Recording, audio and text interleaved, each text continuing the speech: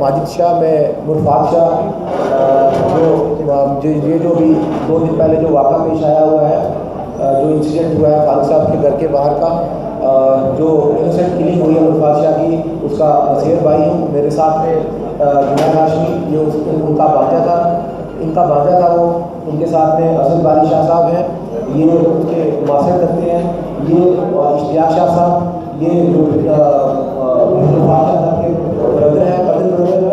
मेरे साथ में जो है ये उसकी रियल सिस्टर सईद शाफिया है, और उसके साथ में मेरी पुलिस के टीचर है शहजाद शाह।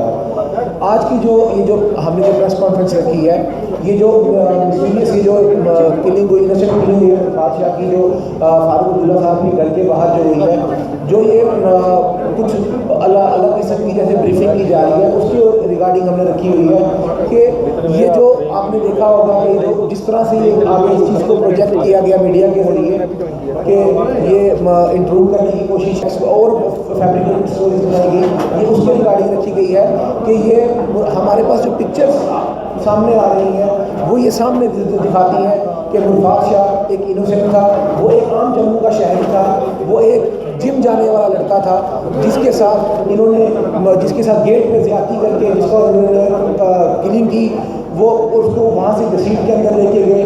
और ये जो पूरा वाक़ा पेश आया, इसको बाद में किस तरह से इन्होंने फैब्रिकेट करने की कोशिश की, इस बारे में जो मज़ीद ब्रीफिंग जो है मैं जुनैद हाशमी साहब जो है ये आपके आगे रखेंगे, फिर हमारी जो डिमांड होगी मैं आपको बताऊँगा। सबसे पहले मैं आप सभी लोगों से माफ़ी मांगना चाहूँगा। आप सभी लोग मॉर्चरी के बाहर आए थे, मेरा परिवार मीडिया के सामने कभी आया नहीं है, ना कभी कोई प्रेस कॉन्फ्रेंस का, ना मीडिया को कैसे हैंडल किया जाता है, ये तमाम चीज़ें को पता नहीं है। तो सबसे पहले तो मैं अपने मीडिया के सभी दोस्तों से, मेरे कलीग्स से, मेरे सीनियर्स से, तमाम लोगों से आपसे माफ़ी मांगना चाहूँगा परिवार की तरफ से कि जो मॉर्चरी के बाहर आपके साथ ज्यादती हुई या बदतमीज़ी हुई या किसी को कुछ बोला गया, उसके लिए मैं आप तमाम लोगों से माफ़ी मांगता हूँ। उसके बाद चिनौर में हमारे एक साथी आए थे, एक सरदार साहब थे, शायद स्टेट टाइम्स से हैं या किस चैनल से हैं, उनसे भी माफ़ी मांगना चाहूँगा। वहाँ एक लड़के ने आकर उनके साथ कोई ज्यादती की, कोई बदतमीज़ी की, गालियाँ दी, तो उसके लिए भी माफ़ी मांगना चाहूँगा। उस लड़के का हमारे परिवार से कोई ताल्लुक नहीं, ना हमारा उस लड़के से ताल्लुक है। मॉर्चरी के बाद जितने भी लोग थे वो हमारे परिवार के लोग थे। उसके बाद एक और हमारे मेरे सीनियर हैं, मैंने बड़ा सीखा है उनसे, वो पूरा दिन हमारे परिवार के साथ रहे, लेकिन शाम को एक अज्ञात व्यक्ति आया और उनके साथ बदतमीज़ी कर गया, गाली गलौज कर गया। बाद में हालांकि हमने उसको आइडेंटिफाई करके निकाल दिया, लेकिन तब तक मैं समझ सकता हूँ कि क्या कुछ हो चुका था। आज की प्रेस कॉन्फ्रेंस हम करते ही नहीं, हमें कोई प्रेस कॉन्फ्रेंस करने की ज़रूरत नहीं है, क्योंकि हम लॉ अबाइडिंग हैं। मैं खुद एक पत्रकार हूँ, आपके साथ सुबह से शाम तक रहता हूँ। प्रेस कॉन्फ्रेंस करने की ज़रूरत ही नहीं पड़नी चाहिए थी। एक तरफ वकील है, ये उसकी बहन है, ये जीजा है, ये इस तरफ आप देख सकते हैं कि पॉलिटिकल लीडर भी हैं, उसके रिश्तेदार, तमाम के तमाम रिश्तेदार कुछ इंपॉर्टेंट, हमें ज़रूरत ही नहीं पड़नी चाहिए थी। मैं सीक्वेंस वाइज आपको तमाम चीज़ें बताऊँगा, क्योंकि पुलिस जो थ्योरीज लेकर सामने आ रही है उसके 2 मकसद हैं। पहला मकसद पुलिस का ये है कि वो एक नई कहानी पे काम कर रहे हैं। वो कहानी ये है कि ये मुस्लिम कट्टरपंथी हो गया था एक रात के अंदर, और कट्टरपंथी होने के बाद इसके अंदर जज्बात इतने ज़्यादा उमड़े कि ये कहानी पुलिस कर रही है। और आपने देखा होगा अखबारों में ये सब आ रहा है। कल एक सिलेक्टिव लीक मीडिया में किया गया, हम पत्रकार हैं, हमारे पास कोई भी खबर आएगी, मेरे पास भी आएगी, मैं भी लगाऊंगा। जाहिर सी बात है, जो खबर हमारे पास आती है हमने लगानी है। खबर ये आई कि भाई उसका टावर नगरोटा में दिख रहा था, फिर सरोवर दिखा, फिर फलानी जगह दिखा। मकसद असल में ये है कि ये सुबह 3 बजे घर से निकला था, ये पूरी जो साजिश इसने रची थी, ये तमाम इस तरह की कोई कहानी के ऊपर शायद पुलिस काम कर रही है, लेकिन हकीकत क्या है मैं आपके सामने पूरा सारा इंसिडेंट रखना चाहता हूँ ताकि आप लोगों को क्लैरिटी रहे कि हुआ क्या है। आप जानते हैं हम जम्मू में रहते हैं और गर्मियों का मौसम है, मानसून चल रहा है, बिजली आती जाती रहती है, और आप में से कई सारे मेरे दोस्त और मैं भी कई बार आपको 1-1:30 बजे कभी कैनाल रोड के स्टेशन पर मिलूंगा, और उसके बाद अगर सुबह मुझे मार दिया जाता है तो पुलिस मुझसे पूछेगी 3 बजे आपने अपने बाप को फ़ोन क्यों किया था। वो भी उससे पूछ रही है जिसकी मौत हो चुकी है। पहली थ्योरी ये है कि मुझे 3 बजे उसने अपने बाप से बात की है, 3 बजे उसने अपनी बहन से बात की है। हाँ, आप इस वक्त चलें मेरे साथ, आज पूरा दिन आप सरोवर में, चिनौर में, इनके घर में रहें, आपको पता चलेगा कि बिजली डिपार्टमेंट वहाँ बिजली कितनी देता है। 24 घंटे में से 16 घंटे वहाँ कट रहता है, 16 घंटे बिजली आती जाती रहती है। 3 बजे रात को बिजली जाती है, इसके रिश्तेदार रूपनगर में रहते हैं, लड़का निकल के रूपनगर फोन करता है पूछने के लिए बिजली आई, वो कहते हैं आई, और ये निकल के वापस अपने घर चला जाता है। ये कहानी है। उसके बाद सुबह रोज 5 बजे जिम जाता है, जिम के लिए निकलता है। 5 बजे से लेकर 10 बजे के बीच में क्या कुछ हुआ। देखिए, एक साधारण परिवार है, कोई असाधारण परिवार नहीं है। साधारण परिवार का एक बच्चा घर से निकलता है, 4 घंटे दोस्तों के साथ रहा, फ्रेंड्स के साथ रहा, कहाँ रहा। परिवार इस चीज़ की चिंता इसलिए नहीं करता क्योंकि इतने सालों से ये बच्चा इस रूटीन में है, आज तक कभी ऐसा नहीं हुआ, तो आज ऐसा क्यों हुआ। नंबर 2 चीज़, अब मैं आपको बताता हूँ सिलेक्टिवली पुलिस की कहानी क्या है। पुलिस वाले कह रहे हैं कि इसने पुलिस की गाड़ी को हिट किया, वो विजिलेंस के ऑफिसर है। आप तमाम पत्रकार हैं, आप पुलिस वाले की गाड़ी को हिट करेंगे और उसके बाद पुलिस वाला आपके पीछे न भागे, ये अपने आप को अचरज में डालने वाली बात है। डे 1 कह रहे हैं कि जी ये लड़का, इस लड़के की गाड़ी में वूफर में मजहबी तराने बज रहे थे। मेरी गाड़ी के अंदर वक्रतुंड महाकाय सूर्यकोटि समप्रभा निर्विघ्नम निर्विघ्नम, मुझे इसको पूरा याद नहीं आ रहा, ये मेरी गाड़ी के अंदर बजता रहता है। कबीर के दोहे बजते रहते हैं, कल मुझे हिट करोगे तो क्या कहोगे। यानी अगर किसी की गाड़ी के अंदर नाते बज, और उसके बाद एक और चीज़ कही जा रही है कि इसकी गाड़ी के अंदर धार्मिक कुछ लिटरेचर था, धार्मिक लिटरेचर भी था, गाने भी बज रहे थे, लेकिन बंदूक नहीं थी, हथियार नहीं था, छुरा नहीं था और रॉड भी नहीं थी। मतलब आप आतंकी हमला करने गए हैं, ये तमाम हथियार आपके पास नहीं है, और लेकिन आप तब भी हमला करने गए हैं। और उसके बाद मुझे अफसोस होता है कि नाम सुनते ही अगर डिस्ट्रिक्ट एडमिनिस्ट्रेशन के 2 जिम्मेदार अफसर फौरन ये कहें इंक्लूडर था जी, उसको न्यूट्रलाइज कर दिया गया, ये अपने आप में बहुत शर्मनाक है, खासकर जम्मू में बहुत ज़्यादा शर्मनाक है।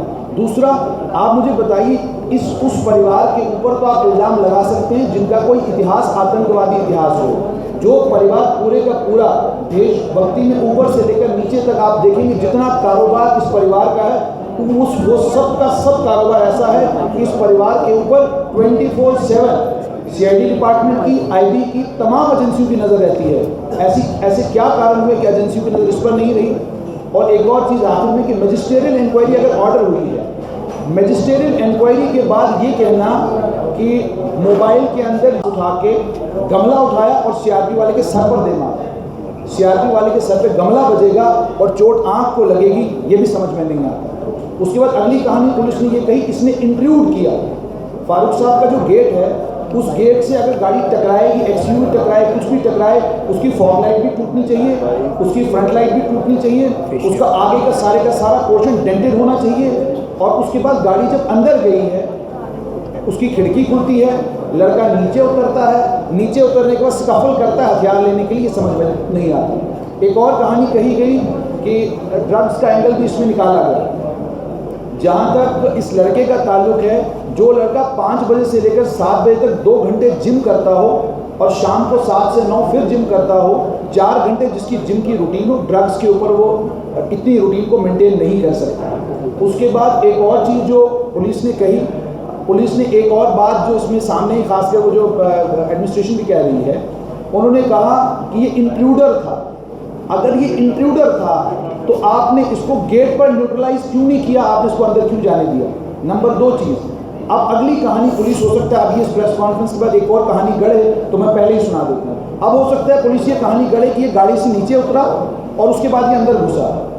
अगर ये गाड़ी से नीचे उतर के अंदर घुसा है, फिर मुझे लगता है भीम के बाद यही एक व्यक्ति है जिसमें इतनी क्षमता, इतनी ताकत है कि इसने फारूक साहब का गेट तोड़ा, अंदर घुसा और वहाँ पर स्कफल किया। ये तमाम थ्योरीज जो पुलिस दे रही है, इन तमाम थ्योरीज को हमने न खारिज किया, न हमने इनको गलत किया, हम सिर्फ सवाल उठा रहे हैं कि इन तमाम सवालों का आप हमें जवाब दीजिए। उसके बाद आप तमाम लोग जो XUV ड्राइव करते हैं, मेरे कई सारे पत्रकार दोस्त हैं XUV ड्राइव करते हैं, आपकी गाड़ी मामूली दीवार से हिट जाए तो बैलून बाहर आते हैं। इस गाड़ी के बैलून इतने बड़े हिट के बाद भी बाहर नहीं आए। और अखबार के अंदर एक बार के अंदर खबर आई, उन्होंने कहा कि थोड़ा सा फारूक साहब का गेट खुला और इतनी बड़ी XUV अंदर गई, यानी थोड़ा सा गेट खुला और इतनी बड़ी XUV अंदर गई। मुझे हैरत होती है कि जम्मू पुलिस के ऊपर हमने विश्वास किया।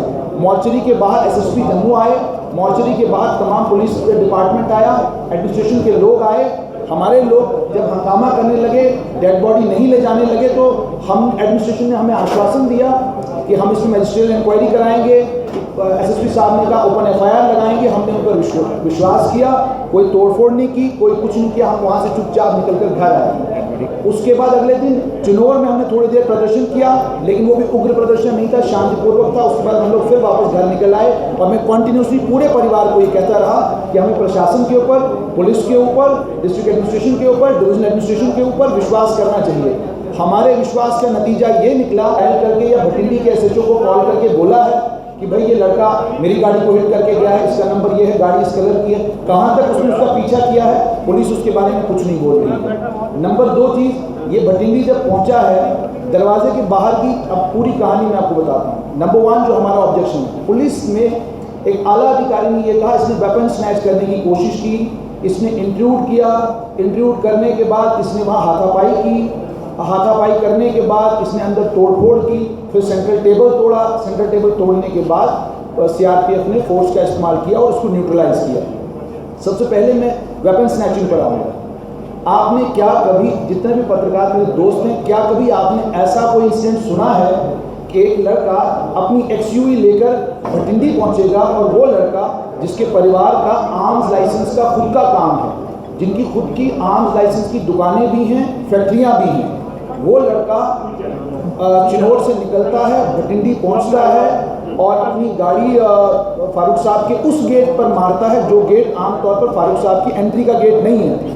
वो एंट्री का गेट दूसरा गेट है, वो निचली साइड है। गाड़ी उसके साथ रैम करता है, फिर उसके बाद गाड़ी रैम करने के बाद जब ये अंदर घुसता है फिर ये नीचे उतरता है। नीचे उतरने के बाद ये वेपन स्नैच करने की कोशिश करता है। वेपन स्नैचिंग में हाथापाई होती है, पुलिस की कहानी है, हाथापाई होती है, जिस हाथापाई में सीआरपीएफ वाले कहते हैं हमने इसको न्यूट्रलाइज किया।